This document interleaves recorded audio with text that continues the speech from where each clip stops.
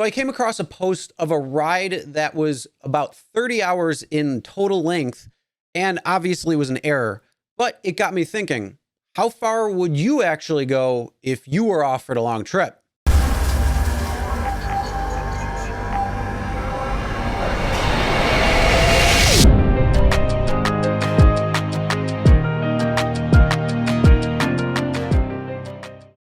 Hey everyone, my name is Chris and welcome to Real Rideshare Stories. And today we're going to be talking about, well, how far would you go in the event a long trip came about? Would you go far? Would you go across state lines far, far away, like 30 hours? Or would you want to keep it real close? So this right here is the screenshot that I found. And as you see, it is clearly wrong because you see the pickup and the drop off right there. But it is a clear error of what's going on. And well, for this ride, it's about 30 hours. You can see it's 1,751 minutes in total length for 1,669 miles. And that ends up in like Alabama or something from Palm Springs, California. So yeah, it is clearly an error. But if you took that ride, you could look at getting anywhere from $1,542 to $1,885. So it comes to the question, if this ride was real and if it was actually possible, I'll get to that in a second. If it was actually possible, would you complete it? Now, I know we're going to keep it in realistic terms. 30 hours is impossible to do on Uber's platform. The maximum amount of time that you can drive on the app is 8 hours. So there is only an 8-hour time limit, which you could get a pretty good distance between your market and wherever you are in 8 hours. So are you a driver that would take it? And also, if you didn't have that 8-hour time limit, would you continue on and take a 30-hour trip? Now, there has been long trips previously. There's been a 400-mile trip from Williamsburg, Virginia to New York City. There's also been a 650-mile trip from Dallas-Fort Worth to Nashville. And also, Mr. Beast did a trip from North Carolina to California, which was 2,256 miles. Nice little payday for that driver. So the question I do pose to all of you that I hope you write in the comments is, how far would you be willing to go? And would it change under certain circumstances?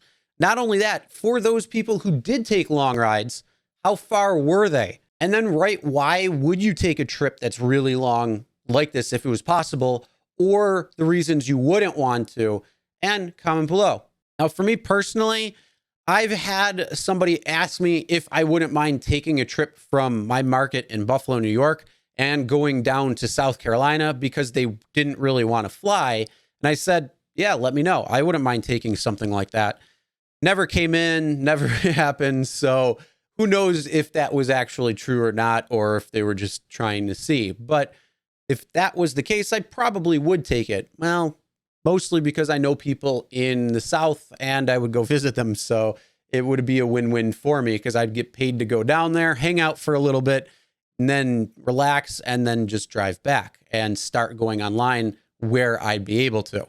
Now, the only problem with that is, though, it's well over 11 hours to go from the pickup, which would have been here, to the drop-off in South Carolina.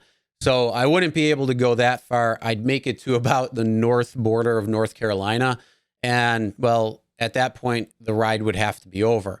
But if there were no restrictions on that time limit or even a distance limit or anything like that, yeah, I probably would have taken it. Now, I have taken some long trips, well, semi-long trips, few hours long.